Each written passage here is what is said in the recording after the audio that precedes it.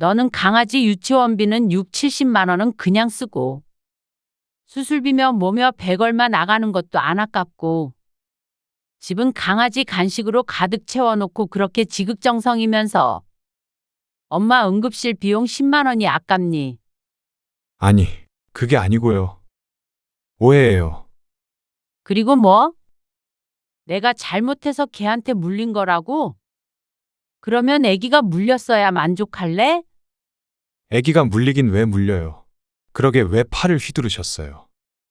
황당하다, 황당해. 애기한테 달려들길래 막은 것뿐이야. 너희들 유별난 건 알고 있었지만 이 정도일 줄은 몰랐다. 그냥 알아서 하겠거니 하고 봤는데 도를 지나친다. 며느리는 시부모에 대한 예의라고는 없고 말이야. 자식인 너도 똑같아. 엄마가 초코를 못마땅해 하시니까. 초코가 현정이한테는 정말 첫째 딸이나 마찬가지예요. 참 그래. 사람 하나 강아지 하나. 애 둘 잘 키워라. 오늘 이야기 속 주인공은 63세 김형선 씨입니다. 그리고 그녀의 아들과 며느리에 관한 이야기입니다. 요즘 사람들이 강아지를 가족처럼 키운다는 사실은 김 씨도 알고 있었습니다. 김 씨는 동물을 키워본 적은 없었지만 그럴 수 있다고 생각했습니다. 사람인 이상 정을 주고 키우면 가족에게 주는 것과 같은 애정이 생길 수도 있겠죠. 하지만 그게 도를 지나쳐 부모보다도 대접받는 강아지를 보니 조금 생각이 달라졌습니다. 강아지에게는 한 달에 100이고 200이고 아끼지 않고 쓰는 아들 며느리. 하지만 부모에게는 10만 원 병원비를 내주는 것조차 아까워했습니다.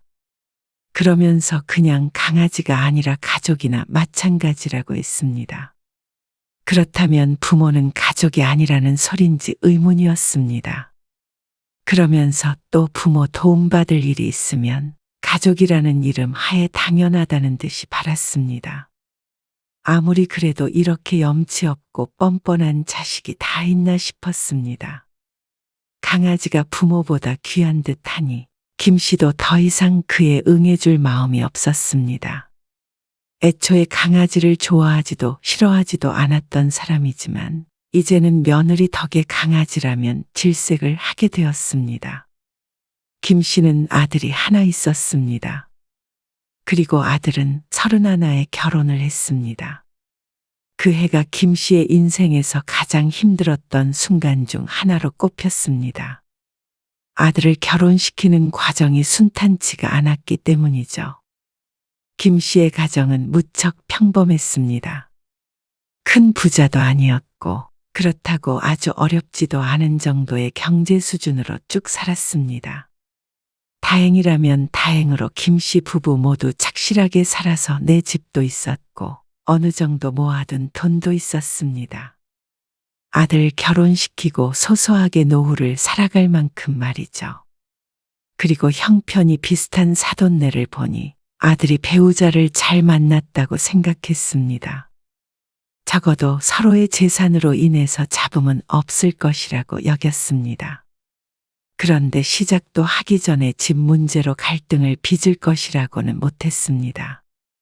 양가에서 반씩 보태서 전셋집을 얻어주기로 했는데 그게 불만인 모양이었습니다.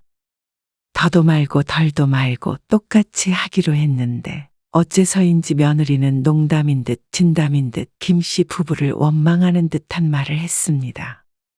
어차피 아들이 하나라 물려받을 사람도 하나이니 남들만큼은 처음부터 가지고 시작했으면 한다는 뉘앙스였습니다. 결혼을 하기도 전에 며느리라는 사람에 대해 잠시 엿본 기분이었습니다. 하지만 아들이 나서서 적극적으로 해명을 했습니다. 외동으로 자라서 좀 그런 구석이 있지만 그래도 나쁜 애는 아니에요. 말을 잘 돌려서 못해서 그래요. 돌려서 하고 말고의 문제가 아니잖아. 어른에 대한 최소한의 예의는 있어야지. 그냥 요즘에 집 때문에 고민이 많아서 속상해서 그런 거예요. 한 번만 이해 좀 해주세요. 처가 식구들이랑도 조금 다툰 모양이에요. 왜? 그냥 친구들이랑 비교되기도 하고 그러니까요. 김 씨는 아들의 말에 한숨을 길게 내쉬었습니다. 김 씨도 그런 말을 들으니 너무나 속상했습니다. 능력이 돼서 집도 한 채 턱하니 사주고 싶은 마음도 있었습니다. 하지만 마음만으로 집이 생길 리는 없었습니다. 그러면 퇴직하면 엄마 아빠는 작은 집으로 옮길 계획이야. 그때 좀 더 보태줄게. 대출을 받는 건 아무리 생각해도 아닌 것 같고. 잠자코 듣고 있던 남편이 아들에게 말했습니다. 이제는 집이 더 넓어질 필요도 없을 테니 천천히 이사를 가자는 얘기를 한 적이 있었습니다. 김 씨는 남편이 하는 말에 반박하지 않았습니다. 어차피 아들은 결혼을 할 것이고 며느리의 말에 기분은 상했지만 어차피 물려줄 사람은 아들 하나밖에 없는 건 사실이었습니다. 그래? 그때까지만 전세 살아. 그러자 아들은 무척 좋아했습니다. 아들 또한 그걸 바란 모양이었습니다. 그렇게 결혼을 시켰지만 아들이 경고했던 것처럼 며느리는 늘 김 씨 부부를 당황스럽게 했습니다. 자주 보지는 않았지만 볼 때마다 며느리가 아니라 까다로운 손님을 만난 것 같은 기분이었습니다. 오히려 시부모인 김 씨 부부가 며느리 눈치를 보며 대하게 되었습니다. 결혼을 하고 세 번째 맞은 명절에 아들이 며느리와 함께 찾아와 임신 소식을 전했습니다. 정말 축하해. 요즘 사람들 아이 안 생겨서 고생 많다고 하던데. 정말 잘 됐다. 김 씨는 생각보다 이르게 생긴 손주에 기쁘고 설레었습니다. 그리고 며느리가 잠시 화장실에 간 사이에 아들이 김 씨에게 조심스럽게 말을 꺼냈습니다. 보통은 산후조리원 비용을 시집에서 준다고 하더라고요. 아, 그래? 그게 아니더라도 좀 부담스러운 금액이긴 하죠. 맞벌이를 하는데 산후조리원 비용이 부담스럽다는 말은 조금 이상했습니다. 그런데 아들의 말을 들어보니 부담스러울 수 있을 만한 금액이었습니다. 보름 있다가 나오는 거라고 하지 않았어? 네. 2주일이요. 근데 그렇게 비싸. 이러니까 요즘 사람들이 애를 낳겠어? 그러니까요. 웬만한 사람 한 달 월급인데. 때마침 화장실에서 나온 며느리를 보더니 아들이 말을 멈췄습니다. 시어머니가 알아서 주는 것으로 했으면 하는 눈치였습니다. 남편과 상의해봐야 하겠지만 남편도 좋은 게 좋다는 사람이라 그러라고 할 것 같았습니다. 이제 가자. 며느리가 소파에 앉으며 아들을 향해 말했습니다. 장모님 지금 병원에 계신다고 하지 않았어? 이제 온대. 그래? 사돈이 병원에 계신다고? 김 씨가 아들 내외의 대화에 놀라서 물었습니다. 아, 장모님이 편찮으신 건 아니고요. 뽀미, 장모님 댁에 강아지요. 설사한다고 병원에 데리고 갔다 오신다고 천천히 오라고 그러셨었거든요. 아, 난 또 놀랐잖아.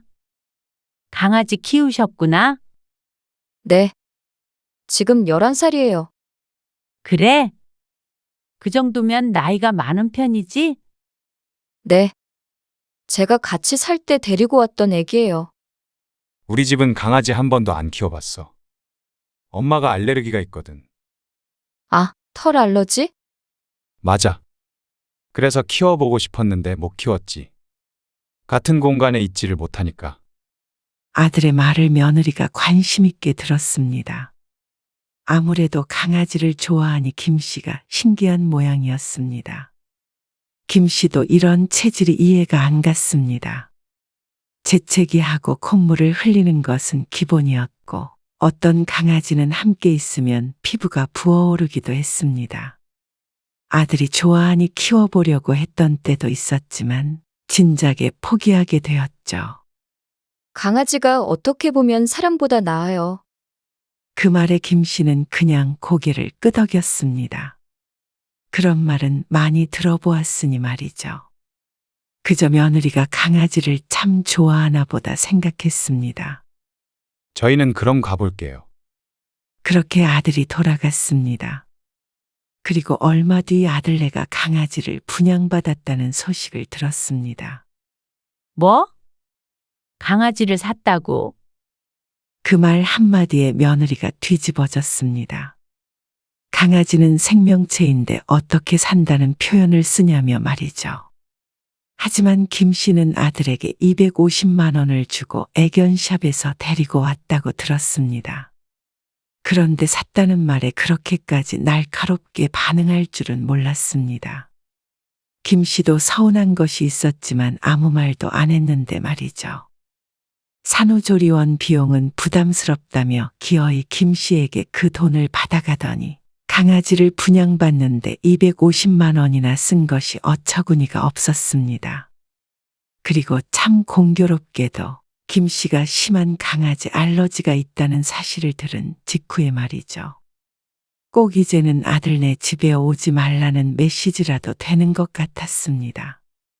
며느리는 그렇다 치지만 아들은 증상이 얼마나 심한지 알고 있으면서 말도 없이 그런 결정을 했다는 게 배신감마저 느껴졌습니다. 근데 1년에 엄마가 저희 집에 몇 번이나 오시겠어요?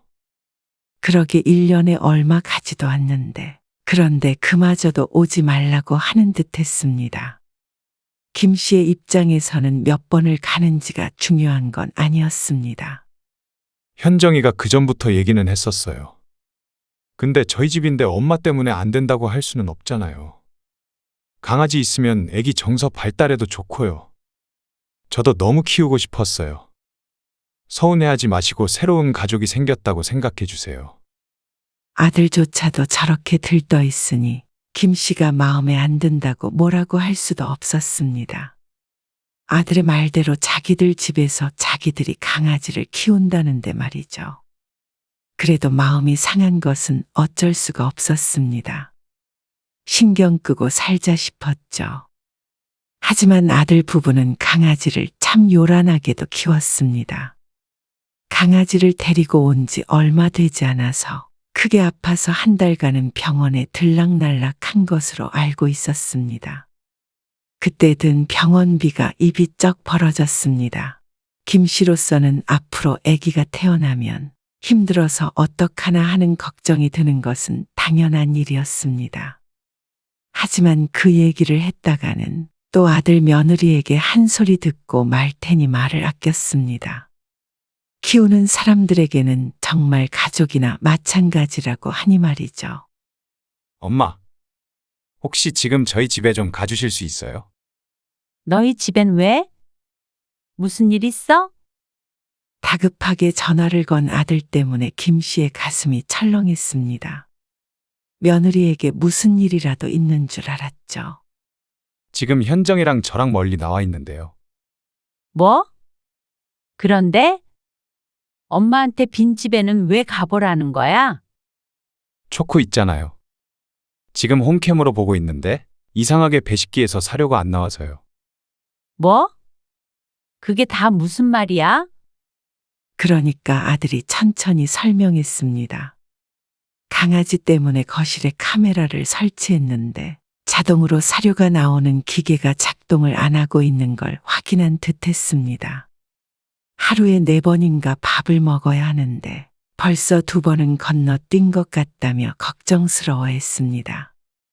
자신들은 밤 늦게 돌아가니 김 씨 보고 가서 밥을 주라는 말이었습니다.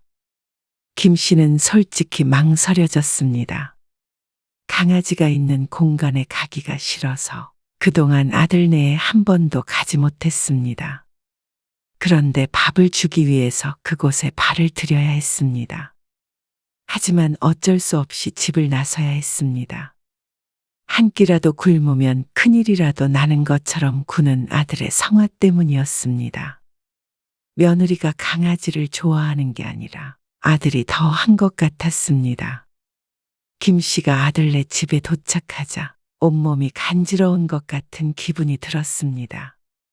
도착한 지 얼마 되지 않았으니 기분 탓이 크겠지만 말이죠. 여기에 있다고 그랬나? 사료를 찾고 있는데 찬장에 진열된 강아지 용품에 귀가 질렸습니다.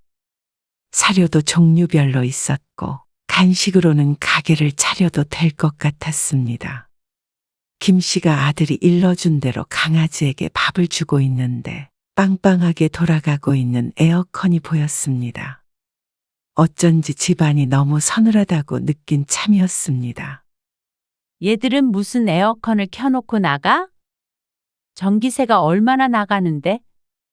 그래서 에어컨을 끄려다가 문득 강아지가 눈에 띄었습니다. 일부러 틀어놓고 갔을 수도 있다는 생각이 들었습니다. 혹시 집에 에어컨 켜놓고 나간 거야? 며느리에게 전화를 걸어서 물어보니 당연하다는 듯이 수긍의 말이 돌아왔습니다. 그럼 낮에 이렇게 내내 켜도? 그래야죠. 요즘 날 더워져서 끄면 좋고 힘들어요. 강아지 키우는 다른 집도 이런가 싶었습니다. 김 씨 부부는 둘이 집에 있어도 이렇게까지 서늘하게 켜두지 않으니 아리송했습니다. 관리비가 궁금했지만 묻지 않았습니다. 그런데 그 잠시간의 침묵을 어떻게 해석했는지 며느리가 발끈하며 말했습니다. 사람들 진짜 이상한 것 같아요. 자식들한테는 더 많이 쓰면서 꼭 강아지한테 쓰는 돈은 아깝다고 그러죠.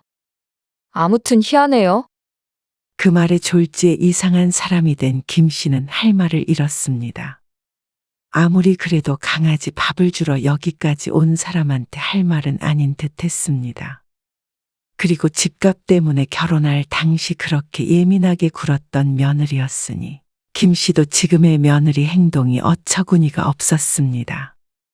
다달이 아들네가 강아지한테 쓰는 돈이면 자신들 힘으로 집을 사고도 남을 것 같았습니다. 그 와중에 터져나오는 재채기에 제대로 된 대꾸를 하지도 못했습니다.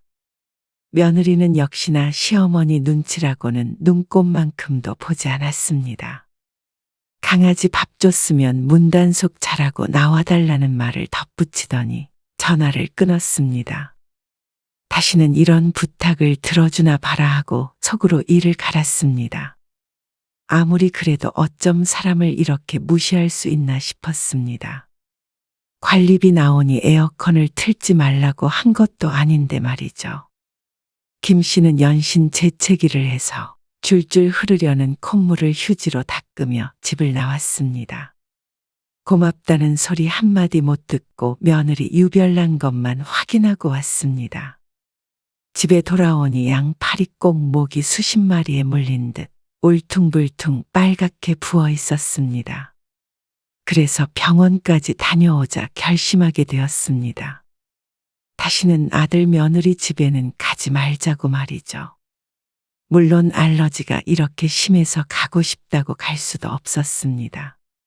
피부에 털이 박힌 것 같은 기분마저 들어서 팔을 벅벅 긁어야 했습니다. 나중에 아들이 전화해서 고맙다고는 했지만 그런다고 며느리가 한 마리 사라지는 건 아니었습니다. 하지만 아들네에 전혀 안 갈 수는 없었습니다.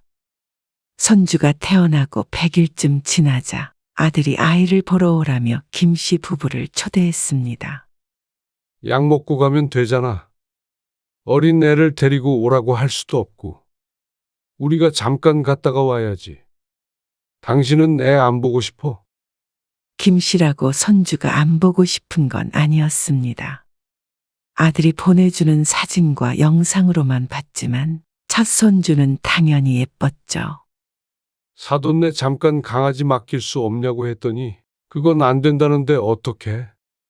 그것도 김 씨는 서운했습니다. 서운하다고 생각하는 김 씨가 오히려 아들 며느리 입장에서는 유별나다고 할 수도 있겠지만 어떻게 보면 환자라고 할 수 있는데 전혀 배려를 안 해주니 말이죠. 그래도 다른 일도 아니고 손주를 보러 안 갈 수 없었죠. 그래서 김 씨 부부는 아이와 며느리 선물을 사서 찾아갔습니다.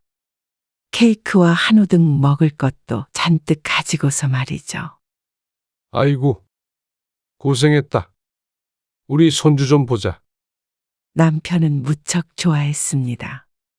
물론 김 씨도 참 흐뭇하고 좋았습니다. 아이는 남편이 안고 있었고 며느리가 강아지를 안고 있다가 일어나서 부엌으로 갔습니다. 그리고 김 씨가 가져온 한우를 한 덩이 통째로 냄비에 넣고 끓였습니다. 엄청 좋은 한우래. 그렇게 끓이면 맛없을 텐데. 나중에 둘이 같이 구워서 먹어? 국 끓이게? 아니요. 삶아서 초코 주려고요. 초코? 네. 초코가 소고기 좋아하거든요. 며느리의 말에 김 씨는 머리가 띵해지는 기분이었습니다. 냄비 속에 끓고 있는 고기값만 얼마인지 가늠이 안 갔습니다. 아무리 선물로 준 것이라지만 꼭 김 씨 앞에서 이렇게 강아지를 주겠다고 끓이는 것은 아니지 않나 싶었습니다. 또 뭐라고 하면 강아지한테는 왜 돈을 아끼냐고 달려들겠지만 그래도 기가 막혔습니다. 그거 둘이 먹으라고 사온 거야. 제가 조금 덜 먹을게요. 그럼 그러자 상황을 지켜보던 남편이 김 씨를 잡아 끌었습니다. 좋은 일로 왔으니 뭐라고 하지 말라고 눈치를 줬습니다. 아들 며느리는 김 씨 보고 예민하다고 했지만 정말로 궁금했습니다. 이런 생각을 하는 김 씨가 단순히 강아지를 키우지 않으니 뭘 모르는 건지 말이죠. 냅둬. 어차피 우리가 가도 강아지도 줄 텐데. 알아서 먹든 말든 하겠지. 남편의 말에 김 씨도 입을 꾹 다물었습니다. 근데 애랑 같이 이렇게 둬도 되나? 발톱에 긁히거나 그러진 않겠지. 남편도 아내는 몰라도 아이는 걱정이 되는 듯 했습니다. 그러자 아들이 태연하게 말했습니다. 안 그래도 문 설치했었는데 초코가 답답해서요. 다음 주 월요일부터 낮에는 유치원에 보내기로 했어요. 뭐? 벌써 유치원에 갈 수 있어? 너무 어리잖냐? 남편은 손주를 유치원에 보낸다는 말인 줄 알고 놀라서 되물었습니다. 그러자 아들이 웃으며 고개를 저었습니다. 아니요. 갓난아기를 어떻게 유치원에 보내요? 초코 유치원이요.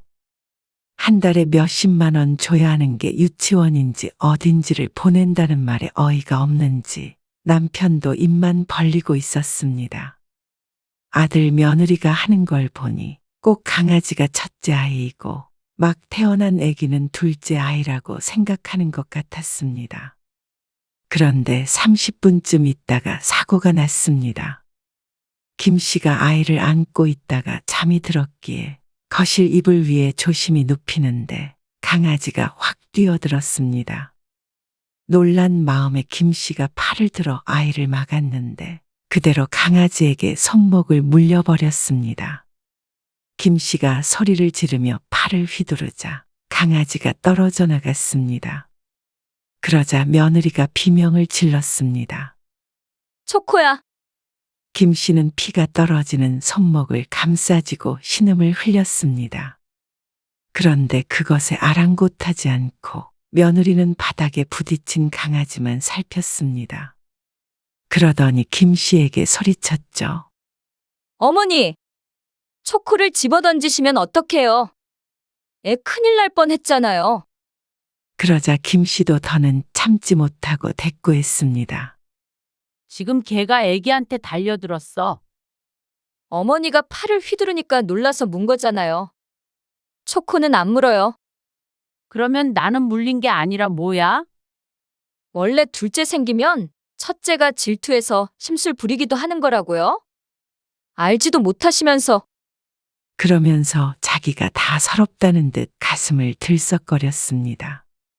그 모습에 하도 어이가 없기도 하고 손목이 아프기도 해서 김 씨도 버럭 소리를 쳤습니다. 애가 물리면 어떡할 거냐고 말이죠. 그러자 아들이 얼른 다가와서 수건으로 김 씨의 손목을 감쌌습니다. 흰 수건이 순식간에 붉게 물들었습니다. 얼른 병원 가요. 병원 다 문 닫았을 텐데. 응급실 가야 할 것 같은데. 제 차로 갈게요. 며느리는 아이 때문에 집에 있었고 김 씨는 남편, 아들과 함께 동행했습니다.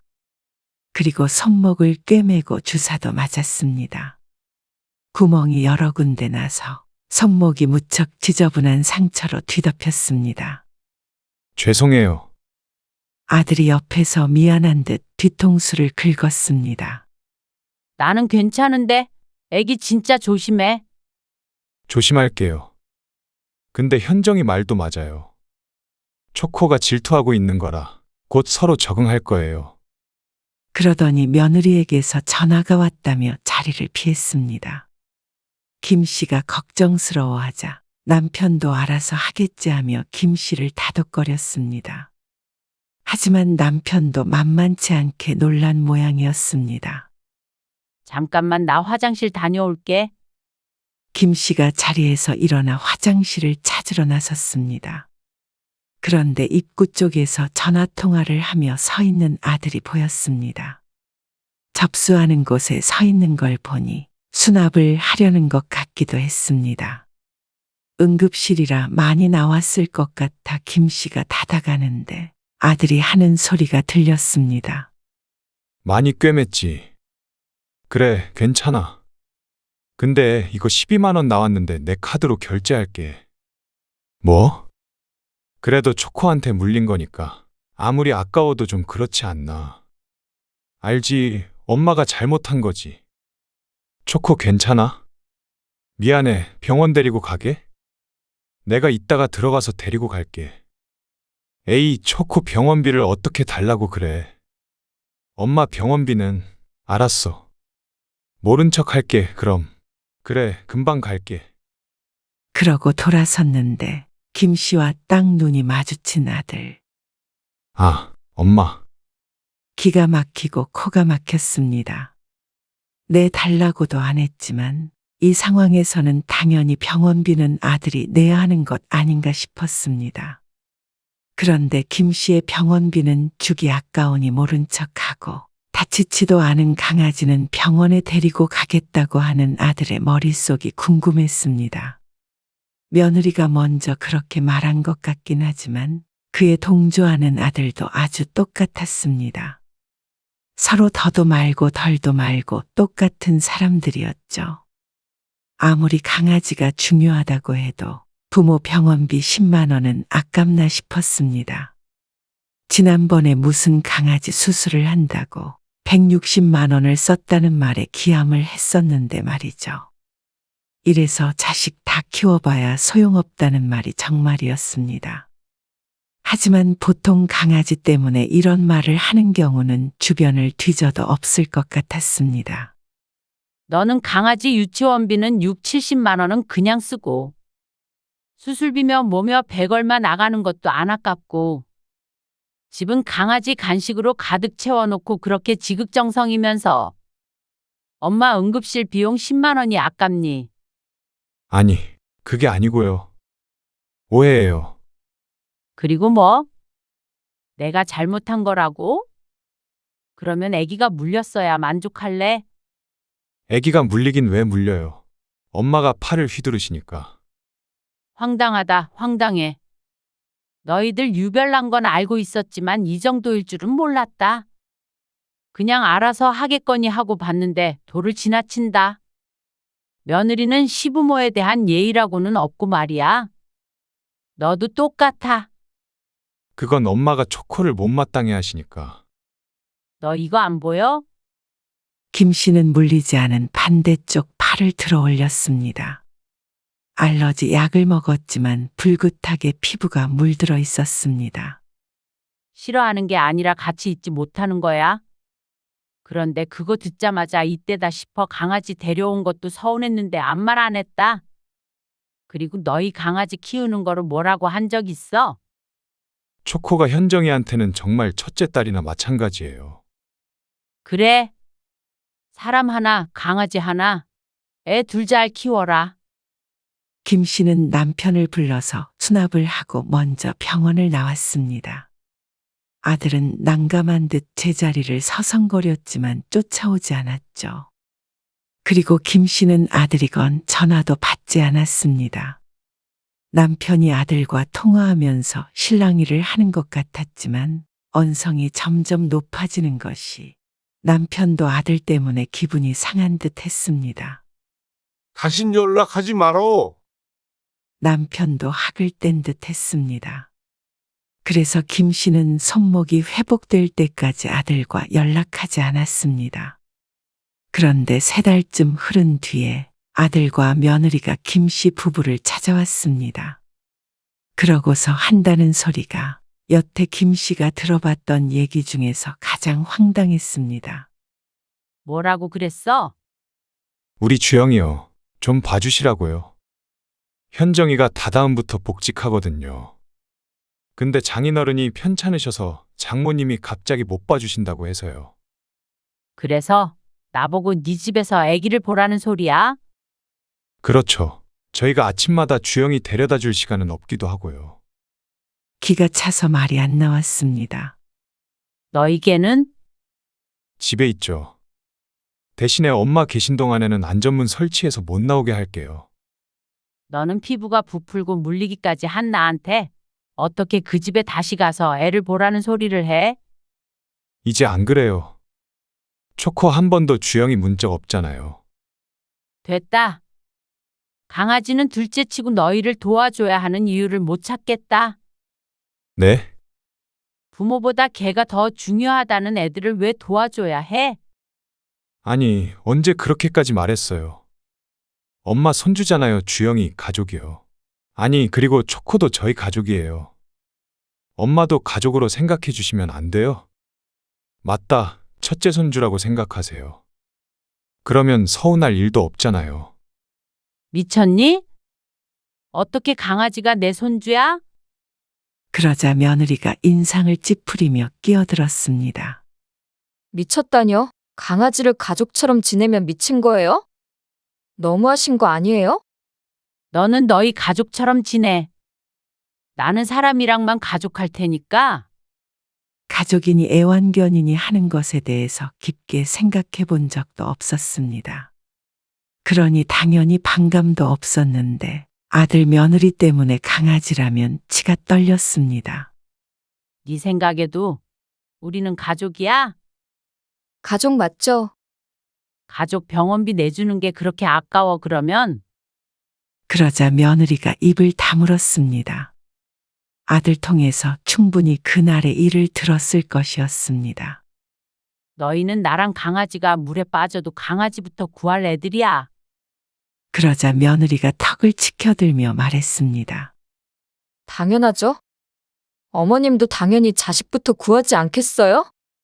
그 말에 김 씨는 전의를 상실했습니다. 말이 통해야 대화라는 걸 할 수 있는 법이었습니다. 애초에 생각의 흐름과 그 시작점이 달랐습니다.